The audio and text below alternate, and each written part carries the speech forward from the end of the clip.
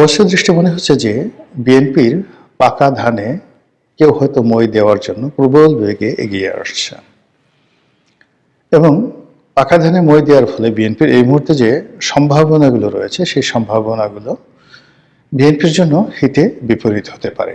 কিভাবে হিতে বিপরীত হতে পারে এই বিষয়গুলো নিয়ে আলোচনা করব, যেন বিএনপি যারা নেতৃবৃন্দ রয়েছেন তাদের যদি শোনার মতো ধৈর্য থাকে, আগ্রহ থাকে, তাহলে হয়তো আমার এই বক্তব্য থেকে তারা একটা ধারণা পেতে পারেন।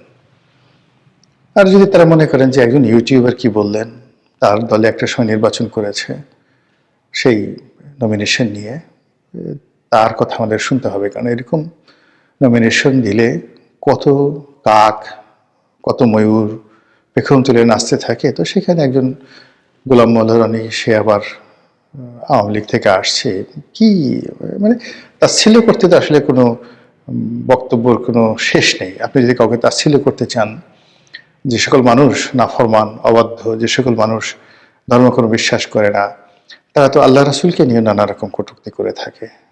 কিন্তু আপনি যদি শিক্ষা নিতে চান, তাহলে প্রকৃতির সবকিছু আপনার শিক্ষক। পিঁপড়া আপনার শিক্ষক, মৌমাছি আপনার শিক্ষক, গাছের পাতা, প্রস্ফুটিত পাতা যে আজকেটি ফুটলো, সে আপনার শিক্ষক। যে পাতাটি বড় হলো, শিক্ষক। এবং জীবন শান হয়ে এসে গাছ থেকে যে পাতাটি ঝরে পড়লো, সেও আপনার শিক্ষক। কাজেই বিশ্বজুড়ে মানে যে শিক্ষার ব্যবস্থা, সেখানে সবাই আপনার শিক্ষক এবং আপনি সবার ছাত্র। এই যে বোধ, এই বোধ যাদের মধ্যে আছে, বিশেষ করে বড় মানুষ যারা আছে, তারা যাকে বলা হয় জীবনে অনেক বড় কিছু করেন। বড় মানুষরা সবার কথা শুনেন। আর আমাদের মতো কিছু মানুষ আছেন, তারা সবসময় কাজের চেয়ে, যাকে বলা হয় এই ধরনের কথাবার্তা বলা, বা মানে নিজের চাইতে অন্যের ঘরে তেল দেওয়া, মানে অন্যের বিষয় নিয়ে কথাবার্তা বলা, এগুলো একটা অভ্যাস। আর এই অভ্যাসের কারণেই গল্প হয়, কবিতা হয়। এই অভ্যাসের কারণেই শিল্প হয়, সাহিত্য হয়, সংস্কৃতি হয়। আদারওয়াইজ আমাদের মতো এরকম বহেমিয়ান, বাউন্ডারি টাইপের মানুষ, যারা কখনো নিজের স্বার্থ নিয়ে চিন্তা ভাবনা না করে অন্যের স্বার্থ নিয়ে, দেশ নিয়ে, জাতি নিয়ে, অন্যর কিভাবে আছে এগুলো নিয়ে যারা সময় কাটায়, এই যে অভ্যাসের কারণেই দেখা গেল যে আমার জীবনের আমি সিংহভাগ সময়, এই যে এখন যেরকম কাজকর্ম করছি, একেবারে শৈশব যখন, তখন লেখাপড়া বাদ দিয়ে দেখা গেল যে পাশের বাড়ির এক বুড়ি আছে, ভিক্ষা করে সারাদিন, দরিদ্র মানুষ, ঘরের মধ্যে থাকে, অনেক দূর থেকে পানি আনতে হয়। সারাদিন ভিক্ষা করে আসছে, চাল নিয়ে বসে আছে আমাদের গ্রামে, কিন্তু পানি আনার মধ্যে কোনো লোক নাই। গ্রামের মধ্যে যে সকল ভিটা ছিল, আশেপাশে কেউ থাকতো না, সেই বুড়িরা সেখানে গিয়ে থাকতো। তো সেখানে গিয়ে সেই বুড়িকে সাহায্য করে, একটু পানি এনে দেওয়া, উঠে করে দেওয়া, এই কাজগুলো কে করে? আমাদের মতো বাউন্ডারিতে যারা লোক আছে তারা কিন্তু এখনো সেই কাজগুলো করে। তো সেই দিক থেকে এই যে বিএনপিকে নিয়ে এখন কথা বলছি, বিএনপির সঙ্গে আমার এখন কিসের সম্পর্ক? আমি তো সেই একবারই মাত্র ইলেকশন করেছি, কোনোদিন বিএনপির অফিসেও যাইনি। তারপরে বিএনপির কোনো নেতাদের সঙ্গে ওরকম কোনো সম্পর্কও নাই।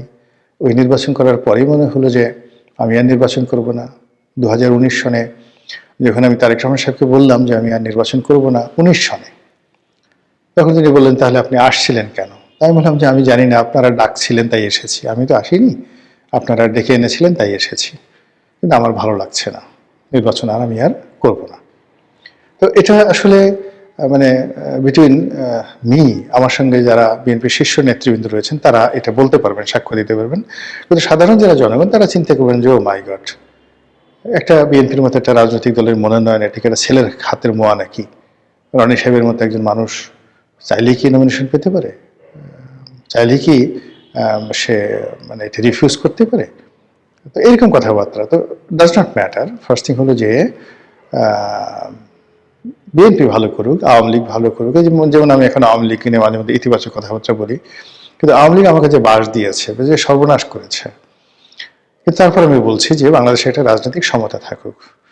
আওয়ামী লীগের কারোর সঙ্গে আমার কোনো যোগাযোগ নেই, কোনো কথাবার্তা নেই, কিচ্ছু নেই, কোনো পদ পদবি কখনো ছিল না, শুধু একবার ইলেকশন করেছি। কিন্তু আমি চাই যে রাজনীতি ভালো থাকুক। একটা সময় জামাত নিয়ে খুব কথাবার্তা বলতাম, ইতিবাচক কথাবার্তা বলছিলাম আওয়ামী লীগ জামানাতে, যখন জামাতের নাম কেউ নিত না এবং জামাতের কারোর সঙ্গে আমার কোনো সম্পর্ক কখনো ছিল না। একবার জামাত খুশি হয়ে বোধহয় একটা জায়নামাজ ঠাইমাজ পাঠানোর চেষ্টা করলো, সেমাই ঠেমাই দেওয়ার চেষ্টা করলো ঈদ উপলক্ষে। আমি এর কাছে ফোন করলাম, বললাম যে না, আমি এমনি আপনাদের পক্ষে কথাবার্তা বলি, কিন্তু আমাকে সেমাই দিলে জায়নামাজ দিলে আমার এই সম্মানটা থাকবে না, আমি এটা করব না।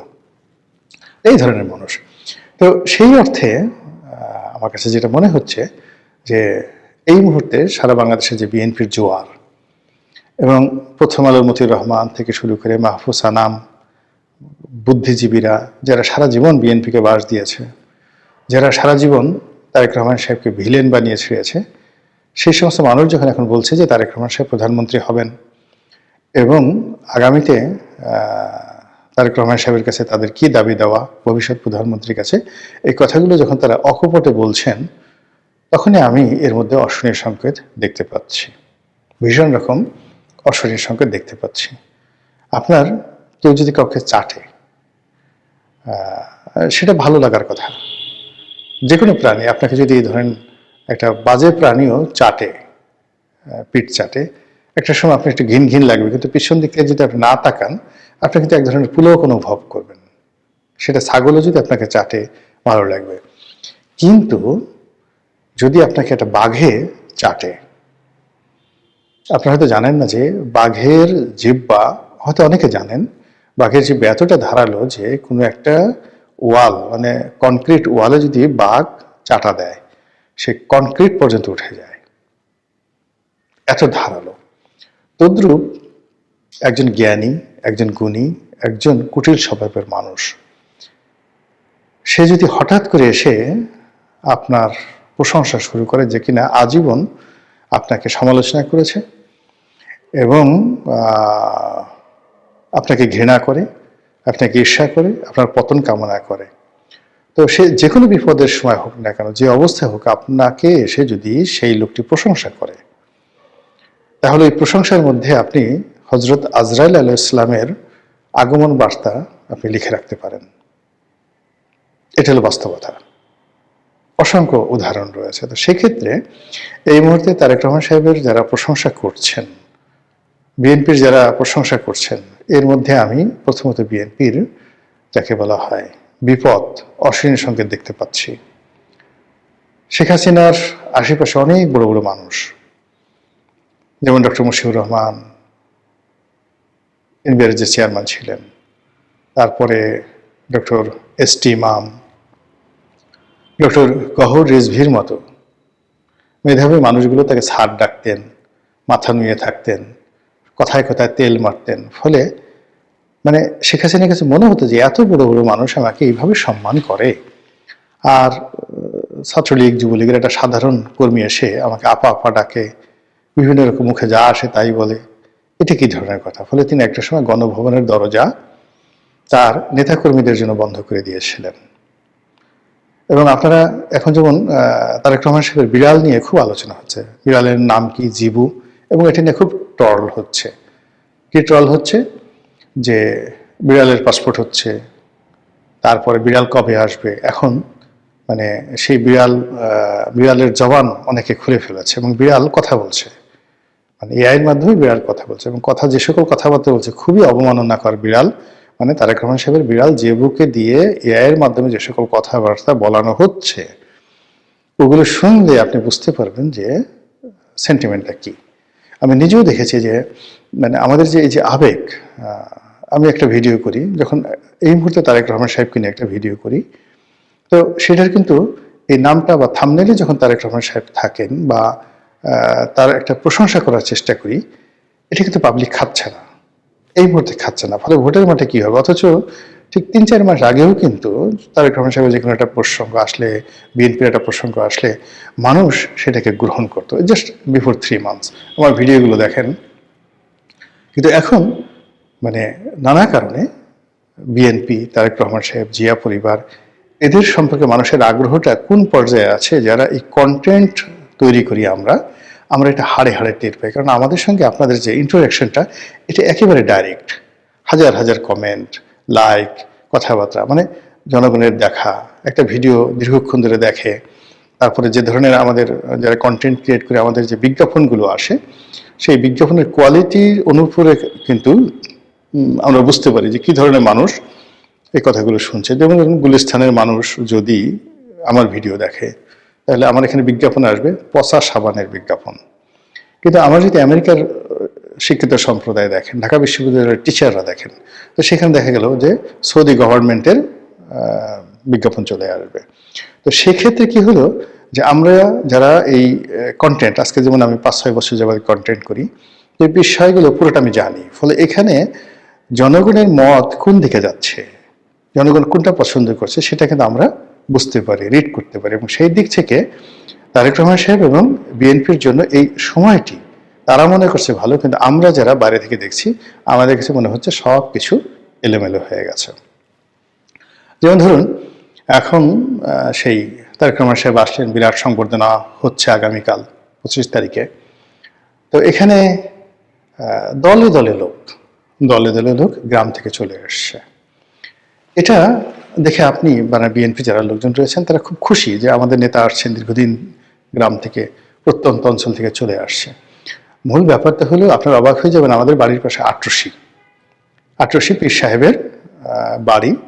তো বছরে যাকে বলা হয় ওনার একটা ওরস মোবারক হয়, ছোটকাল থেকে আমরা দেখে আসছি। মানে 1 কোটি লোক সেই ওরসে যায়, 1 কোটি। আবার বলছি, আটরশি হুজুরের বাড়িতে 3 দিন বা 4 দিন বসে যে বাৎসরিক উরস হয়, 1 কোটি লোক সেখানে উপস্থিত হয়।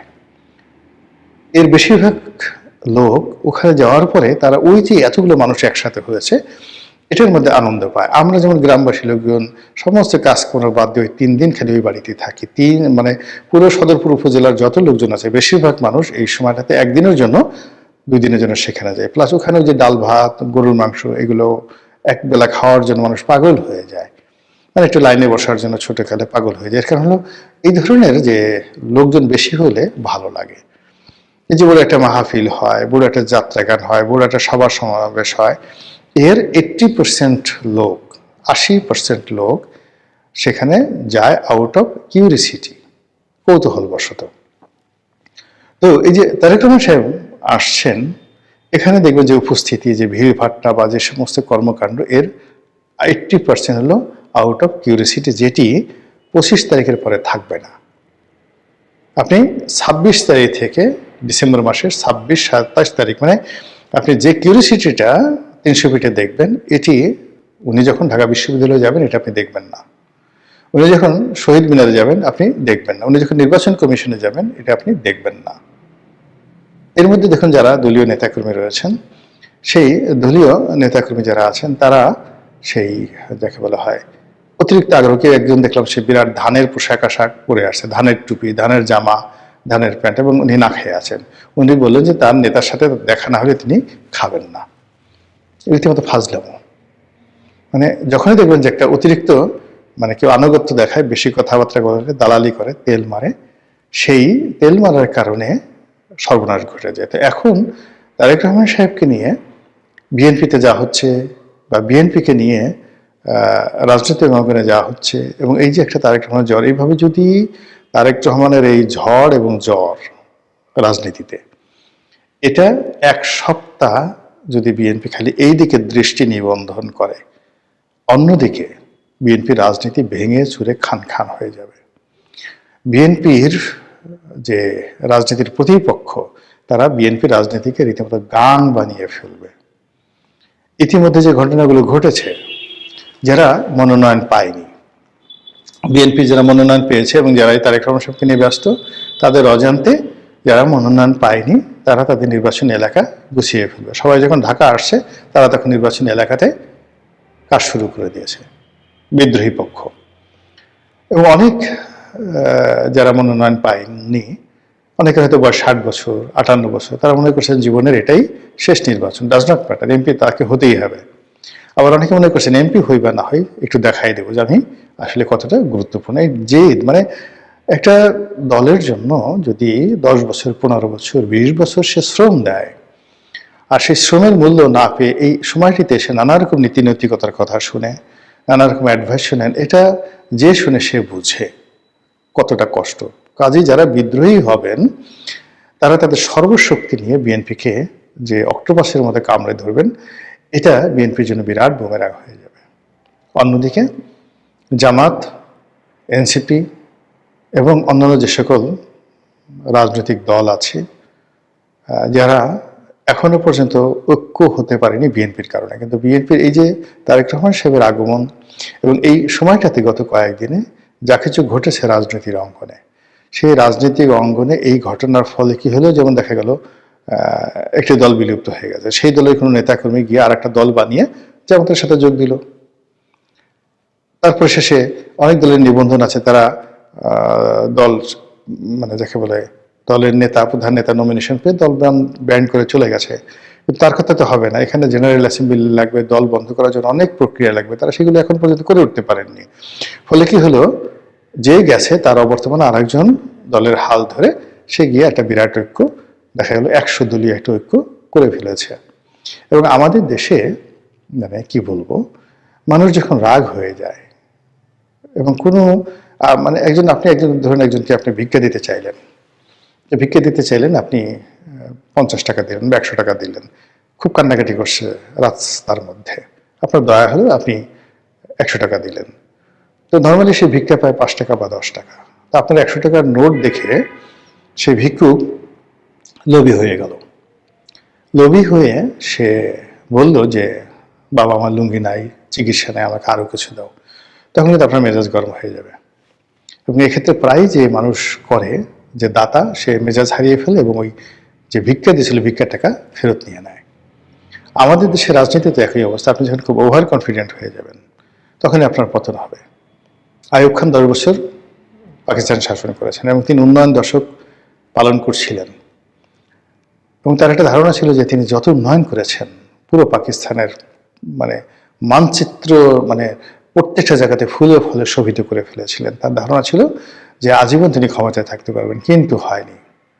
69-এর গণ অভ্যুত্থানে এমন একটা অবস্থা তৈরি হলো পুরো পাকিস্তানে, তিনি তার ক্ষমতায় সেনাপ্রধান ইয়াহিয়া খানের কাছে হস্তান্তর করে তিনি চলে যেতে বাধ্য হলেন। এরপর আমরা তাকে আর জানি না। এইভাবে আপনি আসলে যখনই আপনি খুব বেশি, এরশাদ সাহেবও দীর্ঘদিন কাজকর্ম করার পর একেবারে সবকিছু স্বাভাবিক চলছিল, শেষ মুহূর্তে এসে তার এই পতনটা হলো 2006 সনে। 2006 সনে বিএনপির আসলে পরাজিত হওয়ার কোনো রিজন ছিল না, 111 হওয়ার কোনো কারণই ছিল না, কিন্তু অলনে ছাড়েন বিএনপি যখন ওভার কনফিডেন্ট হয়ে গেল তখন তো এই ঘটনাগুলো ঘটে গিয়েছিল। ঠিক একই অবস্থাতে 1991 সালে রাজনীতির যত জরিপ সেটা ছিল আওয়ামী লীগের পক্ষে, এবং শেখ হাসিনা আওয়ামী লীগ ধরে নিয়েছিল যে তারা পাওয়ারে আসছে, আর বিএনপির আসলে কোনো প্রস্তুতিই ছিল না, তারা যে ক্ষমতায় আসবে এই ধরনের কোনো প্রস্তুতি ছিল না। 91 সালে বিএনপির মনোনয়ন দেওয়ার মতো অনেক জায়গাতে যোগ্য প্রার্থী তাদের ছিল না, কিন্তু নিয়তি তাদেরকে ক্ষমতা নিয়ে এলো। এইবার যেটা হচ্ছে, চারিদিকে একটা রব পড়ে গেছে, বিএনপি ক্ষমতায় আসবে শতভাগ, সবাই সে কথা বলছে। বিএনপির যারা লোকজন তারাও ধরে নিচ্ছে যে একবারে নমিনেশন পাওয়া, ইলেকশনটা শুধু বাকি, জাস্ট একটু ইলেকশন এলাকাতে যেতে হবে আর মানুষ হুড় হুড় করে এসে ভোট দিয়ে বিএনপিকে পাশ করে নিয়ে আসবে। আর তারেক রহমান সাহেব তো জাস্ট প্রধানমন্ত্রী, এটা সময়ের ব্যাপার, উনি শুধু চেয়ারটাতে বসাটা হলো তার ইচ্ছার উপর নির্ভর করবে, তিনি আজ বসবেন না কাল বলবেন সেরকম। তো এইরকম যখন মানুষ ওভার কনফিডেন্সের মধ্যে থাকে, মানুষ যখন একটা মোহের মধ্যে থাকে, মানুষ যখন অতি তেলবাজির মধ্যে থাকে, তখন তাদের যারা প্রতিপক্ষ প্রচন্ড রকম শক্তিমত্তা অর্জন করে। ফলে এই সময়টাতে বিএনপি যাদেরকে কেয়ার করছে না, কাউন্টই করছে না, বা যাদের কাউন্ট করা তো দূরের কথা প্রয়োজনও মনে করছে না, এমন সব মানে প্রাচীরের গাত্রে এক নামগোত্রহীন ফুটেছিল ছোট ফুল অতিশয় দিন, ধিক ধিক করে তারে কাননের সবাই, বিখ্যাত একটা কবিতা। মানে বিএনপির এরকম অনেক ছোট ছোট ফুল, মানে যার কোনো রকম গুরুত্ব আছে বলে বিএনপি লোক মনে করে না, সেই এক একটা ফুলের কারণে বিএনপির সর্বনাশ হয়ে যেতে পারে এই নির্বাচনের এই সময়টিতে। এবং প্রকৃতির একটা ব্যাপার হলো, আপনি যখন কোনো একটা ব্যাপারে খুব বেশি কনফিডেন্স দেখাবেন সেখানেই আপনার পতনটা হবে। ইসলামে যে জিনিসটা আছে যে তুমি আল্লাহর কাছে চাও, বিনয় সহকারে, ভয় এবং লজ্জা নিয়ে, এবং যাকে বলা হয় তোমার বিশ্বাসও থাকবে, বিশ্বাস এবং ভয়, মানে খাউফ এবং রিজ্জা। খাউফ এবং রিজ্জা এই দুটো, মানে আমি একটা লেখা লিখেছিলাম, এটা নিয়ে আমি তখন পড়তে হয়েছিল যে দিলওয়ার হোসেন সাঈদীর ইমতিহান, খাউফ এবং রিজ্জা। তো এই খাউফ এবং রিজ্জা এই দুটো জিনিসের সমন্বয় যখন মানুষ করতে না পারে, তখন একেবারে আপনার সামনে যখন একটা খাবার আসবে আপনি মুখে দিবেন, ঠিক সেই জিনিসটা আপনার সামনে থেকে চলে যায়। আর এই কারণেই পাকা ধানে মই দেওয়ার প্রসঙ্গটি আসছে, মানে একেবারে রেডি হয়ে আছে, ফসল তুলবেন আর খাবেন, ঠিক এই সম্ভাবনাটাও শেষ মুহূর্তে নষ্ট হয়ে যায়। তো এই যে বিএনপির যে পাকা ধান, সেই পাকা ধানটি তারা কিভাবে সংরক্ষণ করবে, কিভাবে ঘরে তুলবে, এবং সেই ধান দ্বারা কিভাবে তাদের যে প্রয়োজন সেটা মেটাবে,